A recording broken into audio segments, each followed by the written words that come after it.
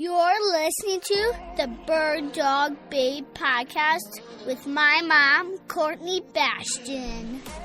This episode is presented to you by Purina Pro Plan and Boss Shotshells. You know, ruffed grouse, this is one of the hardiest birds in the woods, right? But they are listed as a species of conservation concern across 19 states. And in fact, grouse are now on the endangered species list in Indiana. And with American woodcock, they are listed as a species of greatest conservation concern in 29 states. So we really have options set out in front of us. There's a big need for, like I said, the diverse forests that we're pushing for. Because we will lose these species if we don't take action and make sure that they have the habitat that they need. Hey bird dog babes, my name is Courtney Bastion and I am obsessed with all things bird dogs. And I'm here to share with you the stories, experiences, knowledge, and opinions from the women and a few guys in the industry that are killing it. I'm a Wisconsin girl living in a Montana world, mom and two incredible kiddos, wife and occasional assistant to a pro gun dog trainer, traveling the U.S. talking about canine nutrition while hunting, raising, and competing with my German wirehair pointers and Brachy Italiano. As someone who started hunting later in life because I wanted to give my dogs the opportunity to do what they were bred to do, I'm here to help inspire, educate, and connect women to get their bird dogs out in the field and experience a bond like no other. So pour yourself a glass of wine and get ready to be challenged and encouraged while you learn. This is the Bird Dog Babe podcast. In case I don't mention it enough or make it obvious, I am incredibly grateful to have the opportunity to do this podcast, share it, and connect with so many amazing people. And my guest today is another one that validates this. Ashley Peters is the Director of Communications and Marketing for the Ruffed Grouse Society and American Woodcock Society. She's a conservationist, newer hunter, and carries some deep envy for anyone that owns a bird dog. But, as you'll soon hear, her preferred bird dog breed makes her even more cool in my book.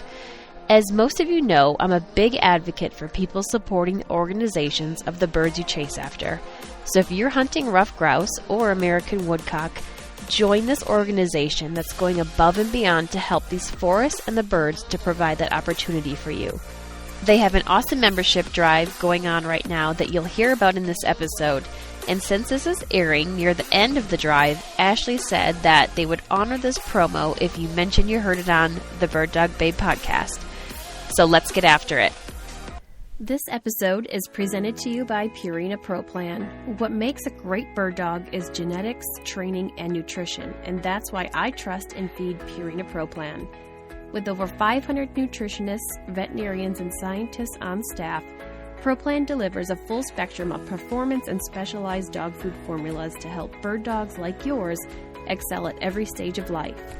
Purina supports us, the breeders, owners, and trainers, the events we compete in, our national breed clubs, canine health research, and our committed partners to conservation groups such as Pheasants Forever, Ruffed Grouse Society, and Ducks Unlimited. 95 out of the top 100 dogs are fueled by the advanced nutrition of Purina Pro Plan. This episode is also presented by Boss Shotshells.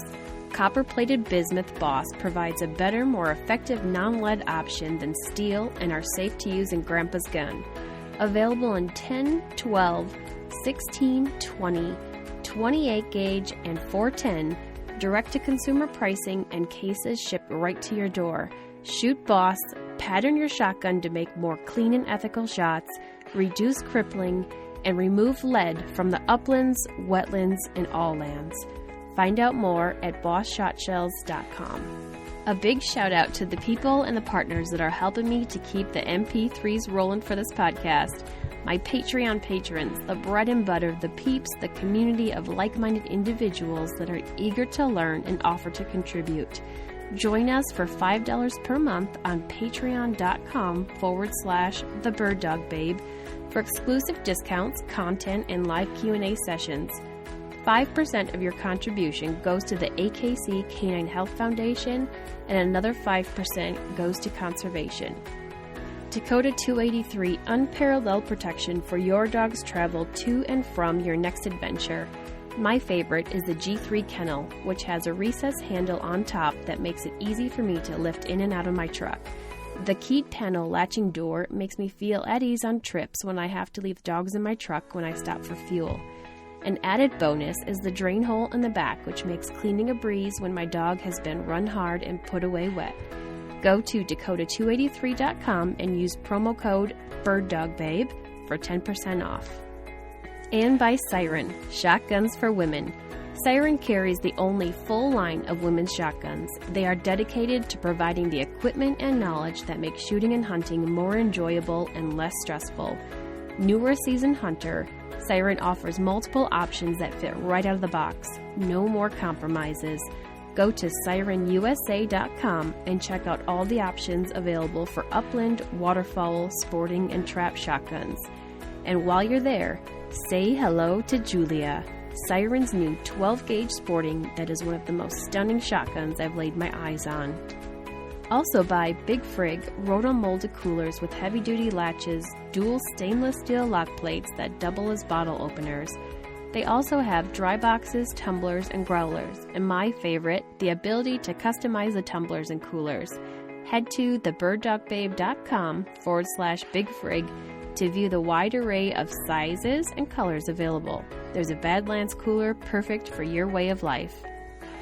Good morning, Ashley. Welcome to the podcast. Good morning, Courtney. How are you? I'm very good. I like doing these morning episodes because I just feel like I'm all ready to go. It's not the end of the day when stressors have hit.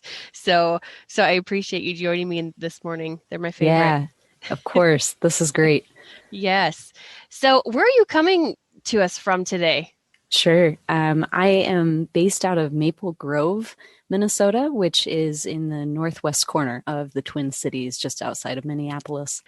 Awesome. I know that area well. Minnesota's a good place. And have you always lived in Minnesota? No, I've lived a few places. I grew up in Iowa, small town, Eldora, about 3,000 people, farming community. So that's where I spent the first 18 years of my life. And then 4 years in Missouri, a year up in Alaska, 4 years in Minnesota, back up to Alaska, down to Louisiana. Wow. and then back to Minnesota about 5.5 years ago. So you really like that cold Minnesota winter then, huh? Keep going back there. Well, you can't argue with how many outdoor opportunities, this region has. And so Sure. I keep coming back to Minnesota in part because the community, the outdoors community here is just incredible. And in terms of accessible opportunities, I love it. It's always been one of my favorites, but especially in adulthood, having that access to a more urban center where you can connect with people, but then also within, 2 or 3 hours, having really great access to high quality habitat. And Minnesota is really unique in that we have 4 different biomes in the state, which means, our prairie and our forests are right next to each other. And so it's really cool to be able to go up and grouse hunt one day, and then you can go over and pheasant hunt in another day. How far do you have to go for ruffed grouse there? Well, not as far as you would think, but I'd say good grouse hunting from the Twin Cities is a 2 or 3 hour drive. Okay. Nice. Yeah, that's really good. And pheasant, is that about the same? Yeah. Different direction? Yep. You can find grouse and pheasant within an hour of the Twin Cities, but those are usually pretty high pressure areas. So the birds are usually a little smarter.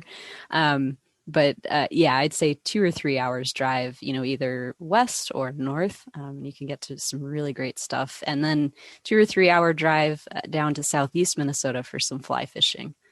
Nice. So tell us a little bit about your path to where you are right now. So why you're in Minnesota and a little bit about going around the different states. Sure. Yeah.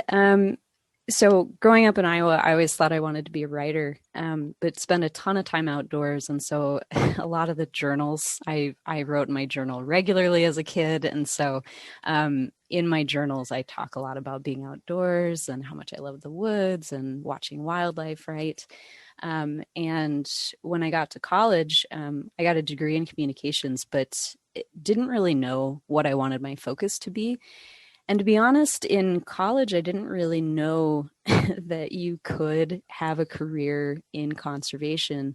It seemed like something that was out of reach for someone who grew up as, a machinist's daughter. We didn't really have a lot of spare income. And so I needed to make sure I could pay my student loans with my career. And after college, went up to Alaska and then came to Minnesota into the Boundary Waters and did field work. So I was working with a lot of different land management agencies doing trail work or forest thinning or really whatever project they had. So for a couple of years, I just lived in the woods, lived on site, camped out of a tent, and did a lot of work with different land management agencies. And that really informed my perspective and opinions on a lot of conservation. I had this mindset when I started out that going up to Alaska, I was going to be planting trees and beautifying parks and that sort of thing. And I got up there and they handed me a chainsaw and they were like, okay, we need you to do a lot of forest maintenance. And so that really helped me understand kind of the wide range of different needs within different ecosystems. Yeah. So I ended up back in Minnesota several years ago. In part, I was working for the National Audubon Society, and a position opened up here, so I moved back to take it. And I just really love this area. It's like I said, so full of a great community and great resources nearby. Mm-hmm. So with the Audubon, what was it? The National Audubon Society? Yes. Yeah. Yeah. So how long were you there? I was there for 7 years. I started for 2 years in Louisiana and then moved up here. And then last fall, I started with the Ruffed Grouse Society and American Woodcock Society. Okay. So are you a bird watcher as well then? I am, yes. Awesome. You're outing me. No, I love it. I love it. I overdosed on ornithology in college. So tell me what your favorite warbler is. And it just doesn't get much better than the Blackburnian warbler. Yeah. I feel like they're the jack-o'-lantern of songbirds. Yes. Such bright orange colors. So I love Blackburnian warblers when I can find one. But black and white warblers, how cool of it looks like it should be a cartoon. Have you ever banded warblers? So I haven't myself, but I've been to a lot of banding events, taken a lot of photos of that sort of thing. My favorite thing watching kids band birds is always when they'll look up and they'll be like, I can feel its heart beating. I just think that's so sweet. It is so cool. So I love going to those. Have you done bandings before? I have with warblers. Yeah. Nice. In northern Wisconsin. They're just the most little, delicate, cool birds. So cool. Yeah, they're neat, and just, I'm obsessed with them. I haven't seen them as much here out in Montana, so I kind of miss that. But I know they're around, so I just need to be more active in finding them. Yeah, they definitely take some work finding where they are. And even once you figure out where they are, it's identifying them. And, when I worked at Audubon, people talked a lot about getting warbler neck in the springs. And it always had to do with, the extended amount of time that you're staring straight up into the treetops. I like that. Warbler neck. I was actually surprised at how many cedar waxwings we have here. Oh yeah, that's such a great bird. They're so cool. I always think they look like they're made out of frosting or something. Right. Yes, they're very cool. Okay, sorry. I told you I sometimes go down rabbit holes. That's great. It's all birds, right? So It is. It is. So tell me kind of about how you got into hunting. Is that in Iowa, you're surrounded by lots of pheasant hunting there. Is that where you started growing up, or was it later on? you would think so, right? Like there's really great deer hunting and pheasant hunting and all sorts of stuff in Iowa. But no, I actually I grew up as mostly a sports kid, so running cross country and track, and in the summers, working the field, so detasseling corn. I don't know if you know what Hmm. that is, Oh or yeah, I grew up in Wisconsin, picking okay. rocks and detasseling corn. You bet. It's a good way to get through school money. Yeah, exactly. So that was what I did mostly growing up. And I'll be honest that, in our community at least, hunting was very much framed as a thing the guys did.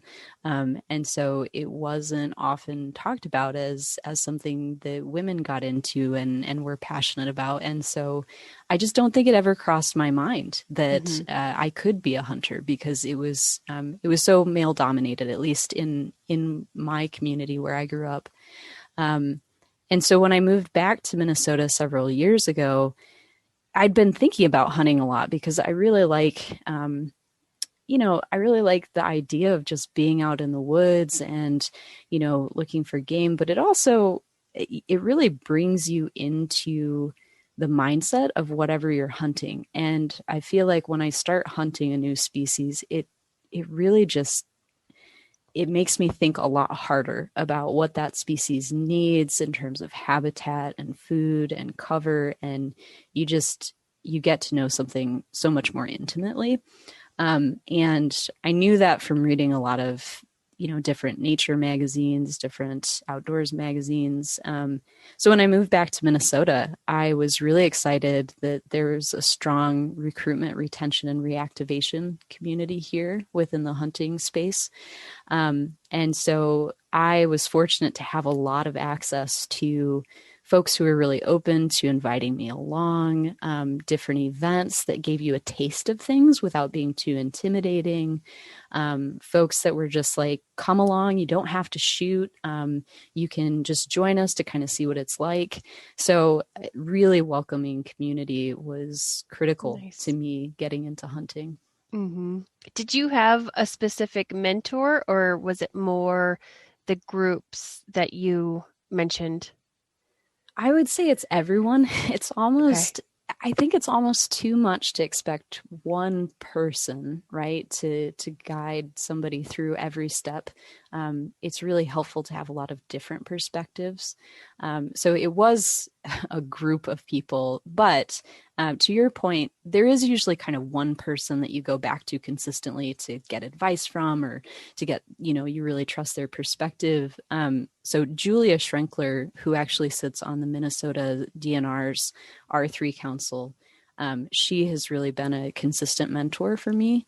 And always makes hunting really fun, which is Hmm. something I don't think I really understood before I started hunting, is that, despite photos and videos of kind of a very stoic looking community, the hunting community is full of just amazing, funny, outgoing, kind people. And Julia has really embodied that for me and helped me to understand that that's a goal, right? As Hmm. a hunter, is to not only be a good conservationist, but to be really welcoming to folks and help them understand who we are as hunters. In Minnesota, I feel like in that area, there's a lot of like becoming an outdoors woman. I know Pheasants Forever has a women's chapter there that's really active. Are you involved in any of those, or have you gone to any of their events? So I've done more of like the presentations, and Modern Carnivore is an organization that's here in the Twin Cities, and they do a lot of outreach. And I have been to past Becoming an Outdoors Woman Hmm. programs. I've also participated in events held by the Women's Hunting and Fishing Group. Okay. So yeah, I've certainly taken part in those, and it really is the whole community coming together, right? It takes a lot of different events and outreach pieces to get people engaged. So I feel, like I said, I can't say it enough that I feel really fortunate to be in Minnesota and to be surrounded by people who see the invitation to new hunters as part of pretty much every event. Mm-hmm. What was that point when you decided to start carrying a gun and hunting yourself rather than walking with and watching what was going on? What made you make that transition? Yeah. So I think one thing from my perspective as someone who learned to hunt as an adult is that I was really encouraged ahead of time to go trap shooting and to get really comfortable with shooting a gun before I was in the field. And I'll say that I think that that was the biggest hurdle, was having never really owned a gun before or, had to maintain a gun. And so learning that over the summer before we went out hunting, and then when we did go out hunting, I did always carry a gun, but it was helpful to have somebody say, like, you don't have to shoot. So then I never, felt pressure to shoot when I was uncomfortable or didn't, wasn't sure if it was safe. And so it was really that we had a group of ladies who got together that summer every couple of weeks and went trap shooting. And it made me so much more comfortable when I got into the field and I was navigating, holes in the field and trees and all these other hurdles, right? And so by then I was comfortable enough with the gun that wasn't, it wasn't keeping me from enjoying the experience. It was a challenge, but it wasn't overwhelming. What a fun time. A bunch of women getting together and would you guys do a league or did you just have fun night? It was just fun night. It was just us getting together because several of us were kind of learning together. So Julia, my mentor, had just learned to hunt 4 years before I did. And then a couple of the other ladies also were just learning to hunt. So we were all kind of learning together and sharing tips with each other. And so we just get together, go shoot a couple rounds of trap, talk about anything that we didn't, understand or things we'd found. And then, went out for a beer and dinner afterwards and that sounds amazing. Hung out. And it was such a great community building experience and getting to know the gun. And that really set me up, I think, for success that first hunting season. Right. Did you guys ever have instructors there, helping you, giving you tips, or did you just all kind of help each other out in that aspect? A little bit of both. Yeah, okay. we did have some of the instructors at the gun ranges come out and help us a couple of times. And then often, it's like making sure that you know enough to be safe and then messing up. Messing up until you get it right. And that's really what that summer, that first summer was about. And if I'm being honest, still summers are about that. Like when I go trap shooting, I feel like I have to relearn some things after being out of practice all winter. What have you all hunted? So I've hunted ruffed grouse, obviously, American woodcock, ducks, and pheasant. And then I haven't hunted deer, but I have processed several deer, and I really enjoy that.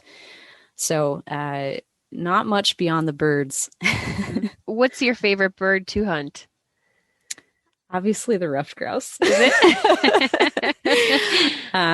No, I really enjoy ruffed grouse because the woods have always been kind of home for me, despite growing up in farm country.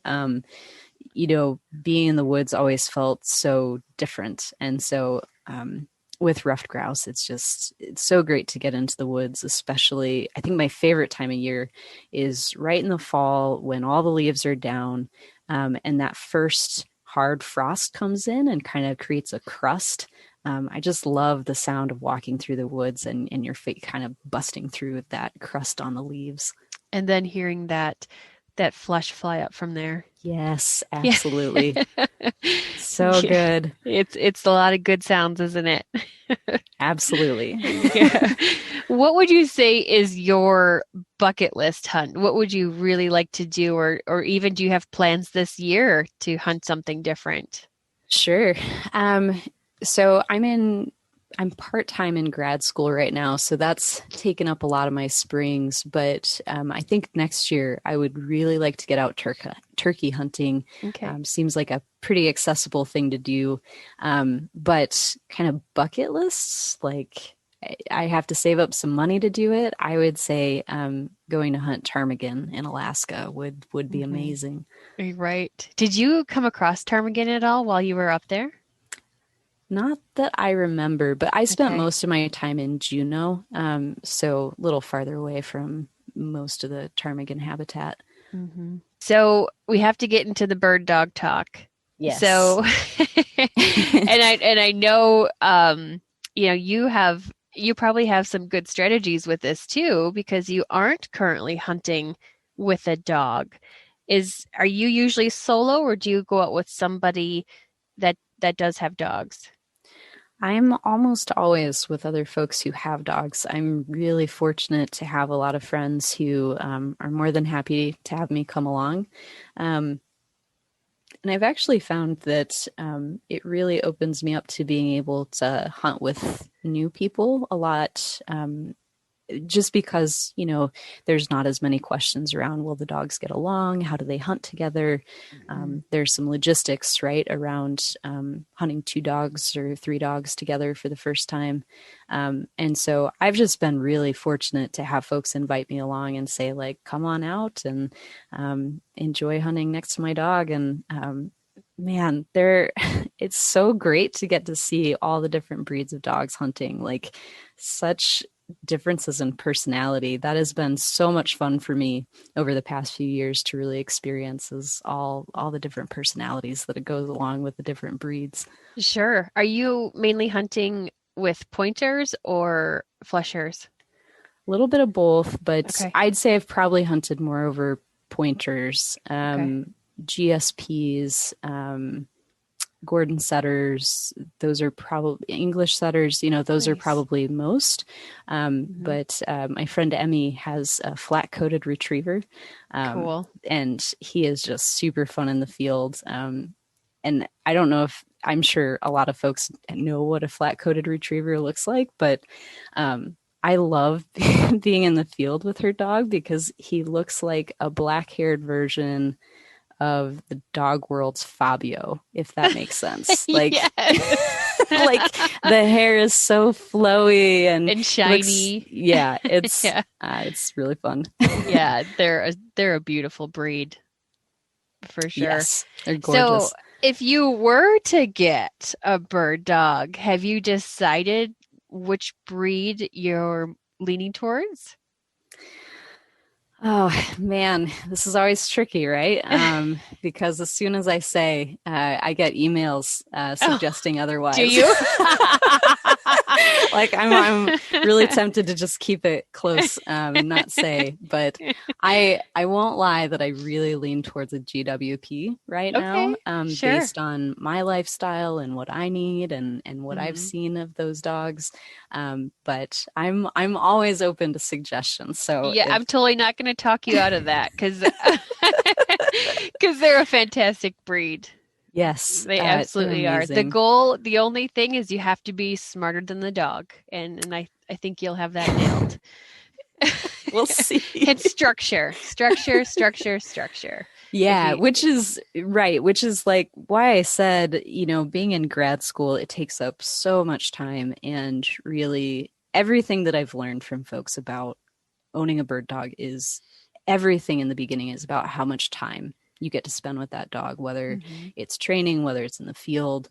It's just all about making sure that you're consistent and that you spend a ton of time reinforcing that consistency.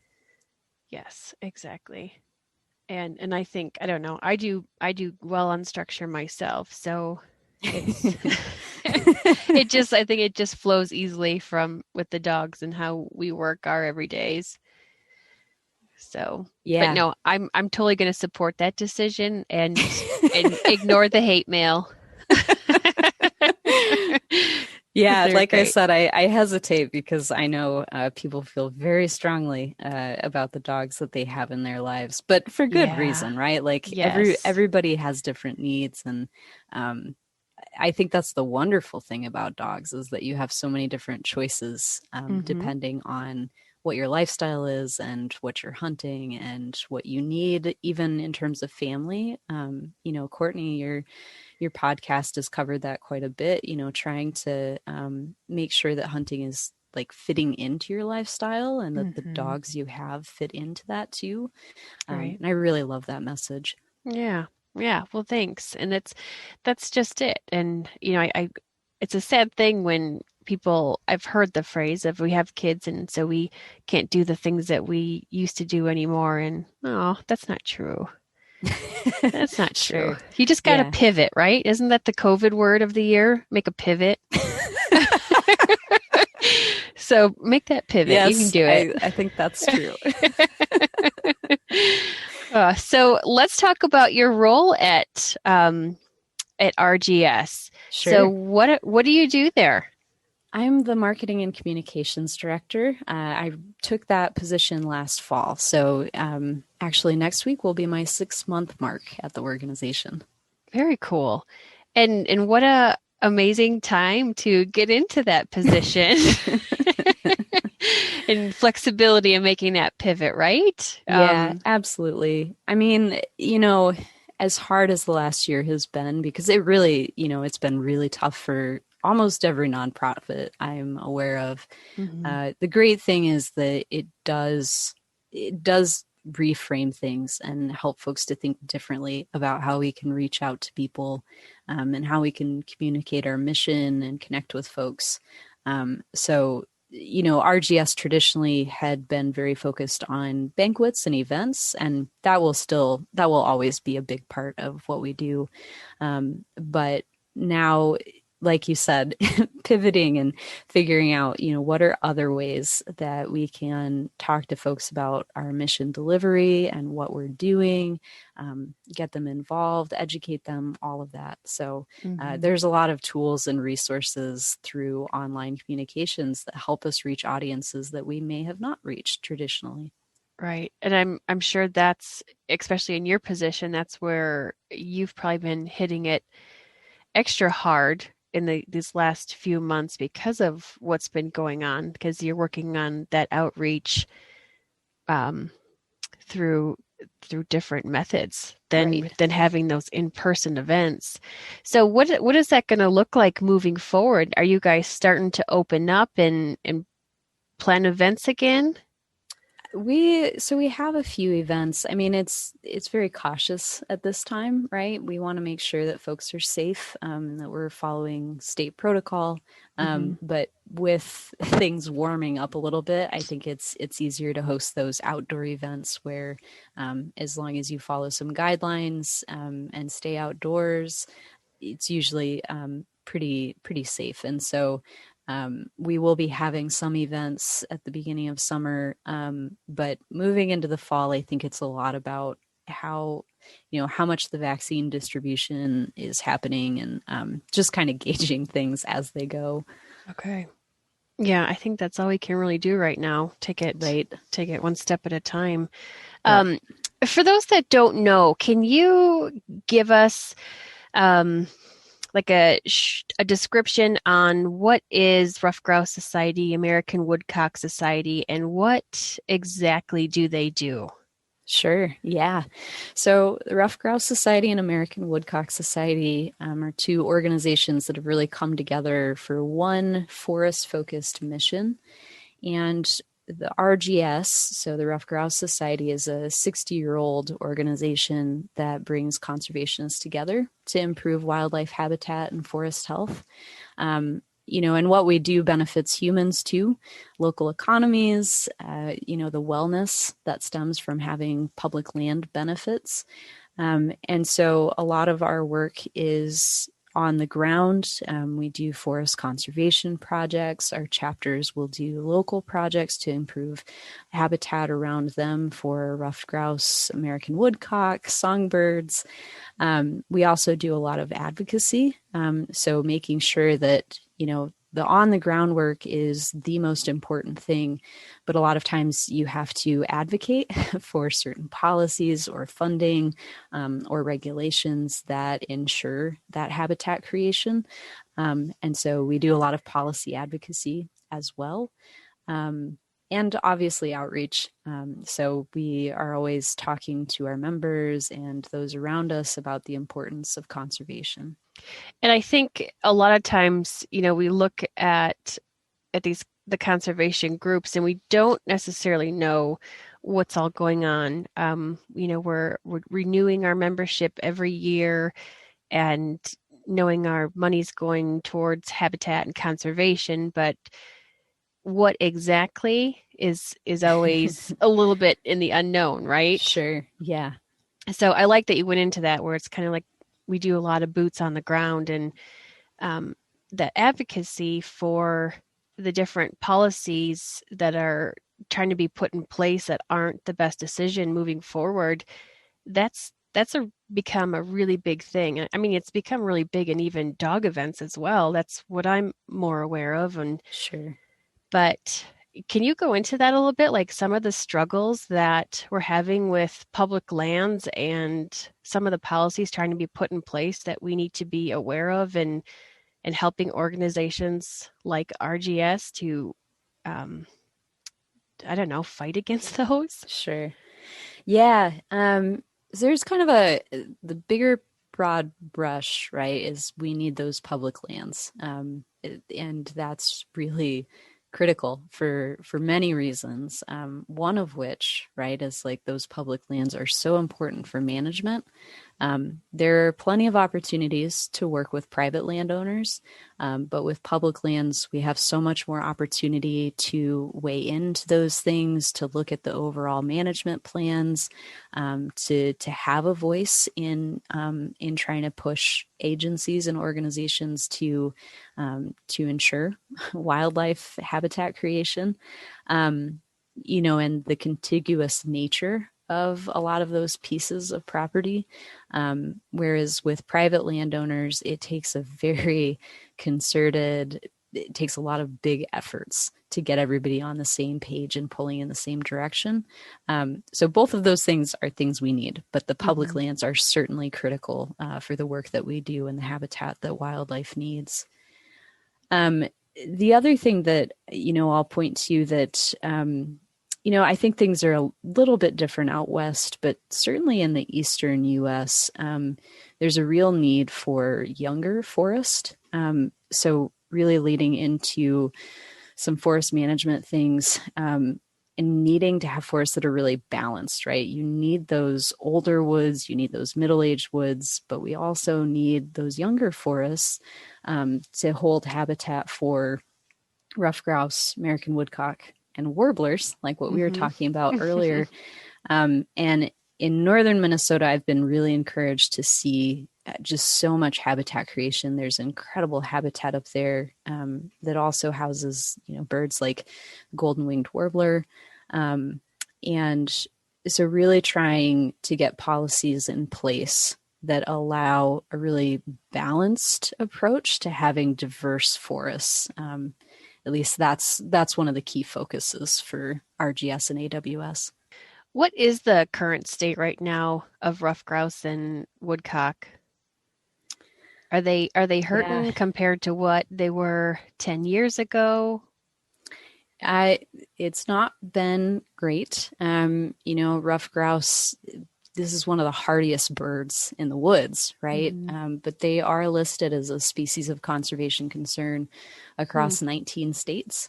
Wow. And in fact, grouse are now on the endangered species list in Indiana. And with American woodcock, they are listed as a species of greatest conservation concern in 29 states. So we really have our mission set out in front of us. There's a big need for like I said, the diverse forests that we're pushing for, because we will lose these species if we don't take action and make sure that they have the habitat that they need. Those statistics, I had no idea it was that state. And this is it's pretty because stark. that's the results of lack of good habitat. Correct. I mean, there are always other factors that come into play, right? Development, disease, those sorts of things. But, even with West Nile virus, what scientists have found is that if you have high quality habitat available, those birds are more likely to survive a bout of West Nile virus versus if a bird is already struggling, right, and they don't have a lot of great habitat. If they get West Nile virus, there's perhaps a higher rate of that bird not making it, and so high quality habitat is really at the top of the list for all sorts of reasons. With the West Nile virus, is that something that's an issue throughout the U.S. in the entire species, or is that allocated to a certain area? It's pretty widespread, and it affects more than just ruffed grouse. There are a number of different species that scientists have found that virus in. And I think, we're still learning. One of the great programs that is, across a few different states is hunters submitting the wings of ruffed grouse that they harvest so that scientists can test that and get a better understanding of where all this disease is and, how it is affecting populations. That's really good to know. Do you know what the website is for that offhand, or else I can throw it in our show notes as well? It's different for each state, but if you just go to ruffedgrousesociety.org, you can find information on West Nile virus and, each different state. If you go to the state agency website and type in West Nile virus, very likely what will pop up is information for hunters on how to submit bird wings to support that effort. Okay. How often, should we be doing that with every bird, or do you know what the suggestion is for that? Like I said, it kind of depends on state by state and the funding that they have available to do those studies. And so it's basically at the beginning of each season in the fall, I would just check with your state agency and see if there's funding available to submit those wings. And then usually they'll send you an envelope that you just package your wing in and send it off to them. Okay. Can you share something that RGS has done, something that you guys have really pushed for and that you've seen go through? Sure. Yeah. So my favorite thing since coming on to RGS and learning just how much is going on across all these different states, one of my favorite things that I've seen is just the policy action. So what I was saying before, about making sure that we've got laws in place and regulations in place that support our lifestyle and our wildlife. And so, a lot of different organizations last year pulled together for the Great American Outdoors Act. I'm sure people are probably sick of hearing about it by now because it has been so celebrated, but it's for a reason. It's because it was such a big deal. It took so many different organizations pulling on this, and RGS was right there as part of that. Having members weigh in, having our staff, participate and make sure that the representation of RGS members was part of that conversation. So the Great American Outdoors Act I cannot say enough good things about getting that through and everybody who is a part of that. A couple other policies that we've been looking at are Restoring America's Wildlife Act was a big one last year. That's changed a little bit, but the idea behind it is really that a lot of state agencies are struggling with state level wildlife management funding. There's certain amount of federal funding that's available and that can be matched, but usually you have to have that state level wildlife funding available so that you can match it to a lot of the federal programs that exist. So policies like Restoring America's Wildlife Act and other policies that push for that more local funding is really important to being able to take full advantage of what's available to the states for wildlife management. Okay. And we've been involved in that. But at the moment, I would say the Replant Act is something that we're working on, and that is, it really helps national forests recover from wildfires. So that act allows more funding to flow to forests that need reforestation and need to recover after a big wildfire. So we work on a wide range of different policies, but those are some of the more national, like kind of high level things that I've been really excited to be a part of since coming on to RGS. Yeah. The Replant Act. Okay. I haven't heard of that one. So take a look at it. Okay. I was really interested to learn more about it. Like I said, once I came on board and heard Brent Rudolph is our policy lead, and he's really an expert on that. And so if anyone has questions or wants to reach out and know more about how they can get involved, the Replant Act that's happening right now. And so we need folks to weigh in on that. Mm-hmm. So I want to ask, with your experience with forest management, what is your thought on all these wildfires that we've been having out west so much, so often? I've heard the thought that it's because that there's such lack of forest management that it's happening. Can you touch on much of that, on what you know? I will talk about it a little bit. I do want to provide the caveat that I'm not a forester. Mm-hmm. Sure. So we've got foresters on staff who really could give you a much more in-depth analysis, right, sure. of what's going on.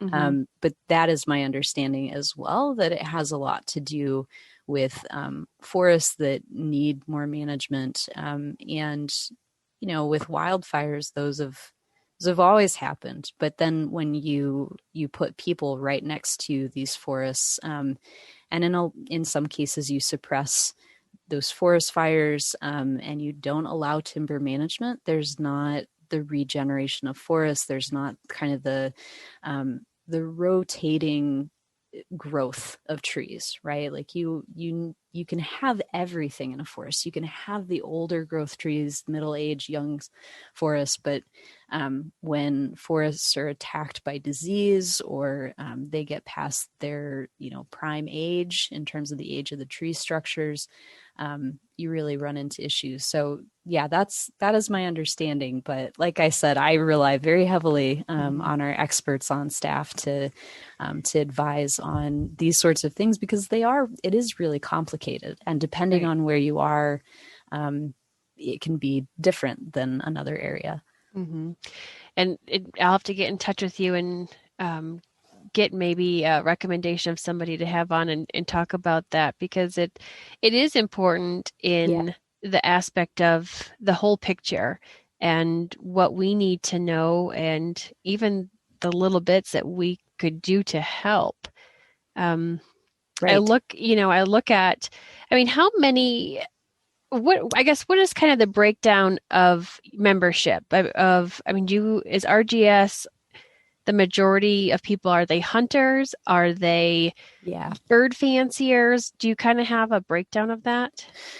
Yeah.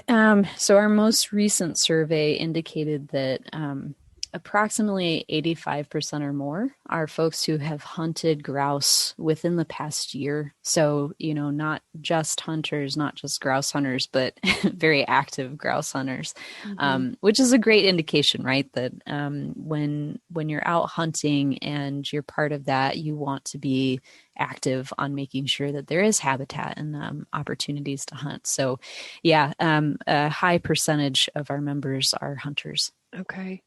And how many, do you have a percentage of how many people actually hunt that are members? It's up near 95, 96%. So it's a very small sliver of our membership that don't hunt right now. I'll be honest that one of my goals is, in addition to kind of keeping our traditional membership and those who do hunt, the hope is to expand this a little bit to forest conservationists in general, right? And trying to ensure that, hunters and our perspective is also a message that's resonating with a broader audience, so that a lot of folks understand that the mission we have doesn't just benefit hunters. It certainly is a benefit to be able to go out in the woods and find grouse and woodcock. But the work that we're doing really does benefit a wide range of different wildlife. It benefits people. And so the goal is, to diversify that a little bit and really invite new people into the conversation. And do you know, like, an approximate how many ruffed grouse hunters, American woodcock hunters there are in the U.S.? Oh boy, I should have known you were going to ask that.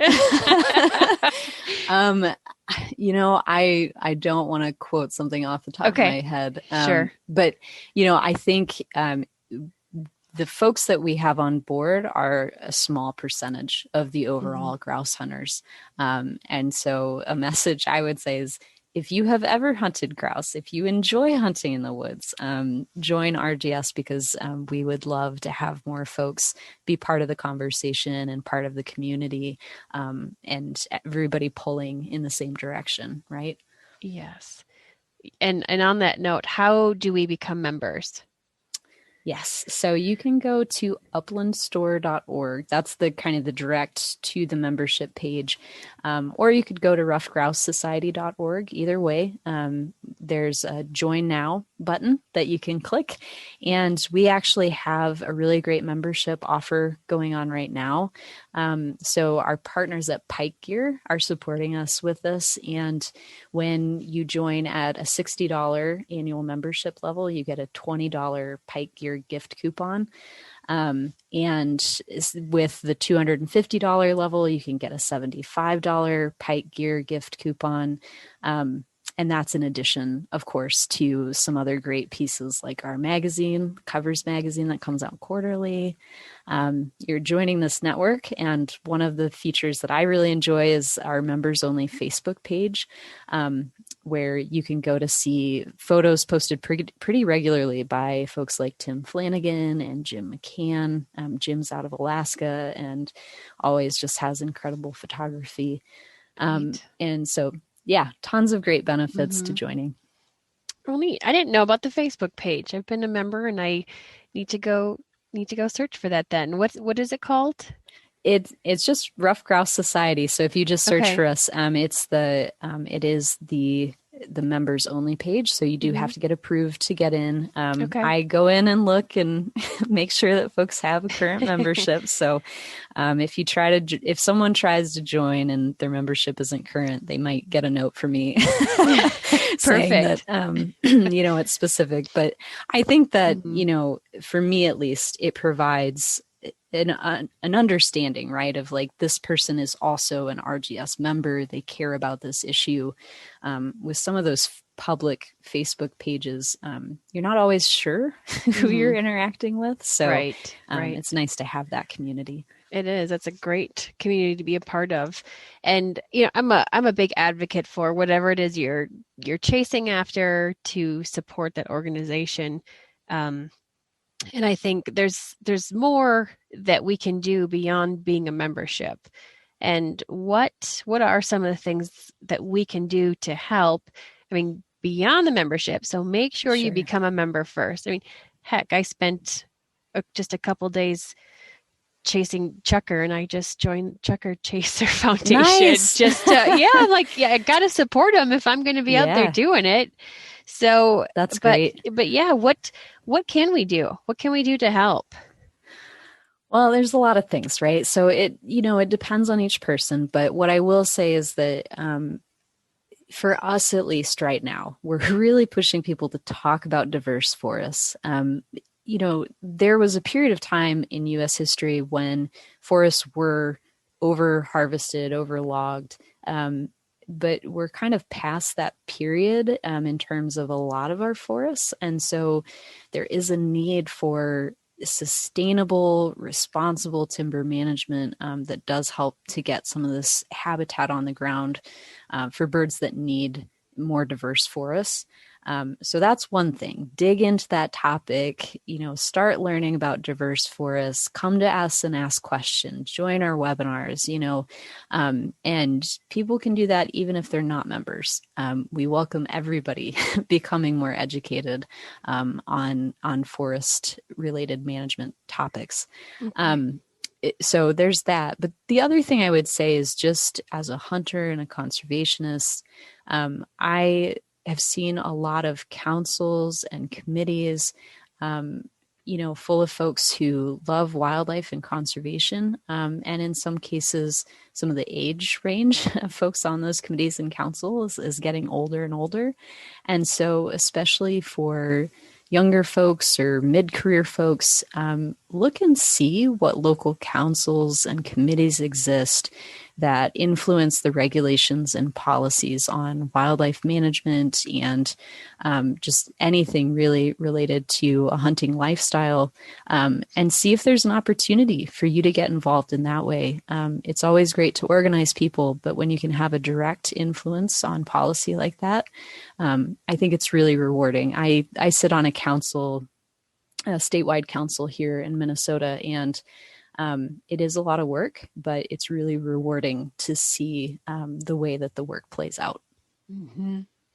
And you guys have regional contacts as well. So if there's a way to find out if there's regional projects going on, we can find that on your website. Is that the best place? Thank you. Yeah. So you can go to the website to find out. And like you said, there are specific regional developers, regional directors of development. Their titles recently changed. So you can reach out to those folks and find out what's going on. They'll direct you to a local chapter if you'd like to get engaged at a chapter level. Or like you said, they can just reach out and find out what's happening and what they could get involved with. Okay. What about out here in the West? So when I was looking, we don't have somebody for Montana, Idaho. We have ruffed grouse here. Yes, you do. And if folks would like to start chapters, I'm more than happy to help guide them on how to do that. So a lot of our efforts are based on, where our chapter membership is really based. And so we do have a few folks out west, and really appreciate whenever we hear about them. We've actually got some stories coming up in future magazines more about some Western states. So we do appreciate the grouse out there, and cool. I'm looking forward to getting out west at some point. They're so different out there. Yeah, so I've heard. Yeah, they're different. Not all ruffed grouse are created equal. What has your experience been that's been a little bit different out west? Oh my gosh. Well, I don't know. Like, we did an episode on this. I'm just like, oh my gosh, I don't want you to talk about it. So okay, so I'm sure what any animal would be like that is completely unpressured, right? Sure. So that's and that's, I think, the best way to say it. Yep. I hunted northern Wisconsin woods for 8 years, and they're just a different animal compared to what's here. You would hear the flush, and then they would just disappear in the distance, and you would go you could kind of see them gliding down, and you're like, did I hit that, or is it just continuing to fly? I can't really tell. It just went over the horizon. So you'd send a dog out forever looking, and okay, yeah, definitely didn't hit it. And then here, and I've had friends tell me like, oh, it's different. I'm like, well, that's odd. I don't know how they could be different. And so learn for 8 years, I'm like super quick on the shot. Like you hear that, you have your gun shouldered and you're ready to go as soon as you have it lined up, sure. right? And here, same thing. So I started, I would shoot, but then the bird would go 5 more feet and land on a tree limb. And I'm like, well, clearly I missed it. But now it's just like, why is it sitting there looking at me? So, yeah, way different. Yeah, way that's different. definitely not the experience you have in the Midwest typically. So No. I'll look forward to getting out west and trying that because I've heard the same thing from other folks as well. Yeah, and it's because this last fall was my first time really getting out a lot. We moved in September of 19, and so we had a lot to move, and I hardly got out, but it was kind of my first time really gauging early season to late season ruffed grouse. And so you could tell late that they were pressured. Sure. They were different, but still not nearly what early season Wisconsin was. So I don't know. It's different. Well, it sounds fun. I mean, certainly I'd have to train a little harder. I think the hiking, the elevation would be a bit of a difference. So I'll probably be more out of breath, but it is, but it's also not as thick cover here. Sure. There. So, I mean, and there's so many different creeks and that's where they are. So it's, even finding them location wise is different from in the Midwest. Sure. Yeah. Which to me, that's so cool. Like, right? It's fun. It's always the treasure hunt aspect of it, right? Yes. And it's perfect for the dogs. Oh, I bet. Especially early season, when it's warm and right there in the creek bed, they could cool down, but you could see a lot of good dog work. Nice. Oh, that's so cool. So especially part. I'd imagine with not as much cover, you've got more of a good view of the dog working too. Yes. Yep, for sure. But it's funny. So when I started early season with my friend, she has a dog that I think he's 7 years old now. And he would, when a grouse would fly, he would just watch them and then stare up in the tree. So he's like totally Montana grouse savvy. And by the end of the season, my young Bronco male was doing the same thing, even out training the other day. When the pigeons were flying away, he'd stare up in the tree. And I'm like, oh my gosh, he's turned into a Montana grouse dog. Also sounds like me after a full day of Zoom meetings, just going outside and like staring up at a tree. Staring up in a tree. Right. Warbler neck. Oh, I love it. Oh, goodness. So another part I wanted you to talk about, Ashley, was the importance of mentoring and reaching out to new hunters and, kind of an approach suggestion that you have for that. Sure. Yeah. So what I talked about earlier is still true across the board, I think, which is not too much pressure on somebody, right? If they're interested in hunting and you're interested in mentoring, really pay attention to that person's pace and what they feel comfortable with. I think, from friends of mine that grew up hunting and don't hunt now, a lot of times the number one thing they'll cite is a bad experience, right? So, whether it's kids or teenagers or adults, it always kind of comes back to this, like, give people a good first few experiences to go off of, so that they can really see the good times because there are going to be a lot of frustrating times. There are going to be a lot of times when you've just crashed through trees the entire day and only found a handful of grouse, and so really just thinking about that person's experience and trying to give them a well-paced, good experience.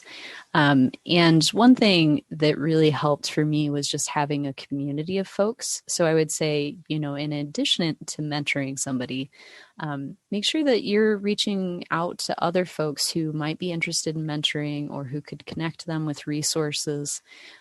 That's really helpful as a new hunter to have somebody say, oh, you should talk to Ben. He knows someone who has some equipment that you could probably borrow. Or you should reach out to Emmy. She's going out this weekend and she might be willing to take you along. So, really just being patient, thoughtful, and providing connections to folks, and opportunities to get to know your gun. Like I said, Right. Going and doing trap shooting, and then also seeing the dog work. So especially for the folks who are listening to your podcast, for me, it's been so wonderful to get to watch so many different dogs work and how they work and the lifestyles, that different hunters have with those dogs. So giving somebody a range of different experiences with different dogs is really beneficial to making sure that when they do decide on a dog, they're making a choice that's really the best for them and the dog. I love that. I love that. Having, just taking the time, spending maybe a year or two going along, mentoring, just shooting and not having a dog to have that opportunity to work with so many different breeds and maybe key in on which one is ideal for you and the type of cover that there is in your area. I love that. Right. And I think too often when we get into something new or have interest in it, the scariest thing is, what do I all need to get to be able to do this? And Absolutely. I think too many get overboard with that of, I'm going to need a brand new gun. I'm going to need some brush pants and some new comfortable boots. And I mean, what do you think are some of just the essentials to get out there and give it a try without diving in deep and being afraid that it's going to cost you so much to try out this new hobby? Yeah, that's a great question because it can be expensive. But what I'll say is that I started hunting. So my husband's family has a gun shop in South Carolina. And so his sister, who's a gunsmith, picked out a Remington 870 for me and was like, start with this. See how it feels, decide on if you want something else later, but this is a good starter gun. And I had some hand-me-down brush pants, got an orange vest, and then it was really just other stuff that I had from other outdoor pursuits. So I had some extra tufts from being in Alaska, from doing trail work up there. So still wear my extra tufts out in the woods.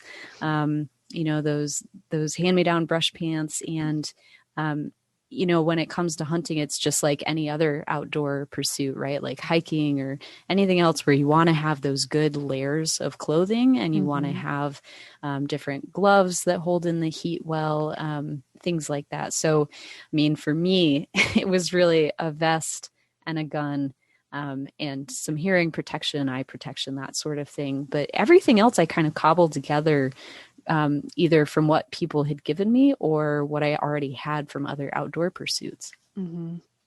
Exactly.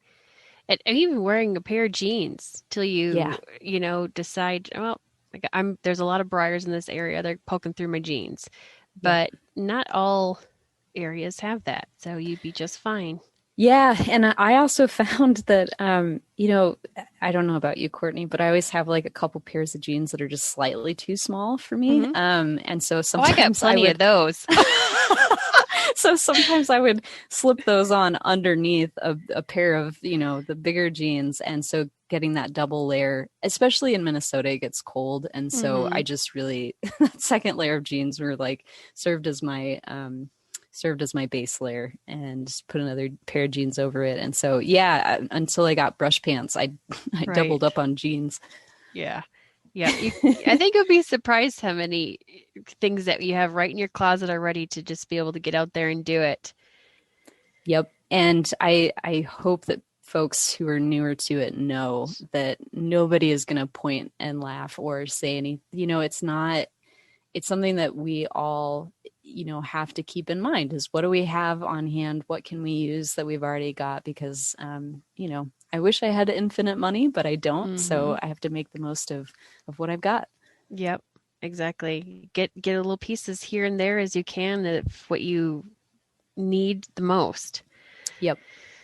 Um, oh, random question. Do you keep your grouse tails? Yes, some of them. Yeah. Usually if it's like a special situation. I also am friends with a lot of folks in the fly fishing community, so I'll occasionally hand off my feathers to folks who want to tie Nice. flies. Yeah. Yeah. But yeah, I do keep some of them. Cool. Do you have any on display, or what do you do? So I do have one in my living room on display, and that was the first grouse that I shot. But I this is gonna sound strange, but I actually like just tucking one grouse feather into kind of random places, like in my car or in my living room, or it's places where I almost forget, and I'll be digging through something of like, oh, that's right, and usually it's related to some great hunt. The That's ladies that I hunt with do something called Grousemas. Okay. And so every year on Grouse Up Opener, we get together and we go and hunt. And so I really enjoy just remembering those moments with them. Too fun. I like that. Grousemas? Yeah, like Christmas for grouse. Right. I love it. To rewind a little bit, you had mentioned about ear protection. So are you wearing an ear protection that still allows you to hear the grouse flush? I have tried some of the more advanced ear protection systems, and I think, I'm still looking for what really works well for me. As a woman, I guess as somebody with a smaller framed face, I've found that some of those ear protections actually get in the way of me getting my cheek onto the gun. And so right now I'm just still using, the basics, but Okay. always making sure that I've got some in. I've heard a lot from older grouse hunters that it's really important to protect your hearing. Yeah. So I definitely try to keep that in mind. Yeah, I know. I'm so torn with that because I haven't been able to find something yet where I can still hear the flush. Yeah, sure. But I know if I don't wear it, then sooner than later, I'm never going to be able to hear the flush regardless. So, sure. so, Yeah. ugh, It is really tough. Sometimes I'll do hearing protection in the ear that's, in my right ear that's closer to, I know it's still a loud noise. But a lot of times I'll do it in the ear that's closer to the gun. Okay. If I feel like I've had a couple of flushes and I'm not catching it. But I know exactly what you're saying. It's really, it can be really tough. Especially if you've got really crunchy leaves or snow where you're already making a bunch of noise. Yeah. So I feel you on that. Yeah. And it's nothing more than just, I love the sounds. And I want to hear it because that's part of the magic for me being out there is the flush of the ruffed grouse.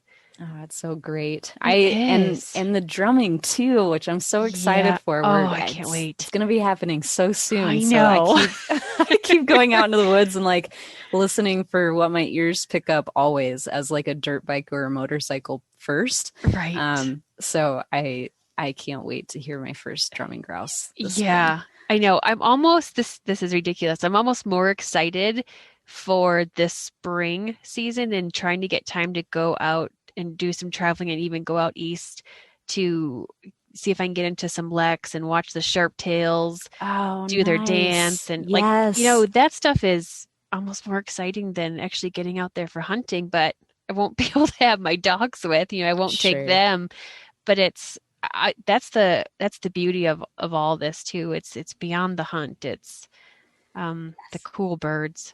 Yeah, I totally agree. And, just like we were talking about earlier, I mean, you can be out there listening for grouse at the same time as you're looking for warblers. So I just love when the woods in Minnesota get repopulated with their wildlife where, the grouse have always been there, but they're more obvious in the spring.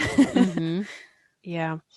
All right. Before I let you go, what is your favorite game bird recipe?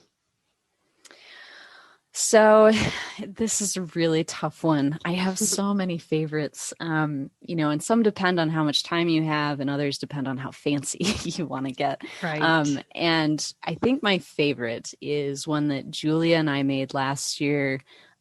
We made kind of this like white sauce woodcock pizza, and it had figs and cheese and mushrooms, and it was kind of on this thin crust that was then cooked on an outdoor grill, and it was just heaven. So that sounds good. Outdoor grilled pizza with wild game on it, highly recommended. Delicious. Yeah, for sure. Julia Schrenkler has all sorts of recommendations. So go find her on Twitter, Instagram. She always posts the great food that she makes. Okay. Yeah, I will search that because it'd be nice to link that recipe in as well to our show notes here. Yeah, sure. All right. Was there anything else that you wanted to add, Ashley, that we didn't touch on? Just that folks can find me on Instagram and Twitter as Grouse Lady. And then, of course, just to have folks go to ruffedgrousesociety.org and join the organization, or reach out to me and ask any questions that folks might have. Perfect. Thank you so much, Ashley. Yeah, thank you, Courtney. Thanks for listening to another episode of the Bird Dog Babe podcast. If you enjoyed this episode, share it and tag me and someone that would benefit from listening. Please help me out by giving the podcast a rating and review on whichever platform you're listening from, and hit subscribe so you don't miss an episode. Be sure to join me on Instagram, Facebook, and YouTube. And if you're interested in some Bird Dog Babe swag or gear that I rely on, be sure to check out the store on thebirddogbabe.com. And most importantly, don't forget to support the organizations that are working hard to conserve the birds you're chasing after and the public lands in which you hunt.